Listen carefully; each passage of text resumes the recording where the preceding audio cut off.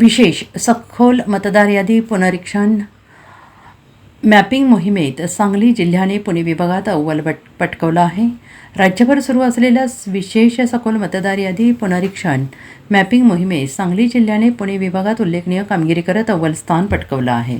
29 मे 2026 रोजीच्या अहवालानुसार सांगली जिल्ह्यात एकूण 25,78,693 मतदारांपैकी तब्बल 22,92,037 मतदारांचे मॅपिंग पूर्ण झाले असून ही टक्केवारी 85.66 एवढी आहे. पुणे विभागातील पुणे, सातारा, सोलापूर, कोल्हापूर जिल्ह्यांच्या तुलनेत सांगलीची कामगिरी अधिक प्रभावी ठरली आहे.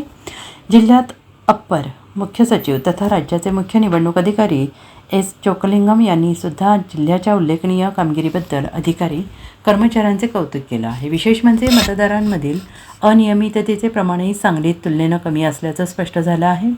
सांगली जिल्ह्यात 2,82,384 मतदारांमध्ये विसंगती आढळली असून त्याचे प्रमाण 12.78% एवढे आहे आणि हे प्रमाण पुणे, सोलापूर, सातारा आणि इतर अनेक जिल्ह्यांच्या तुलनेत कमी आहे.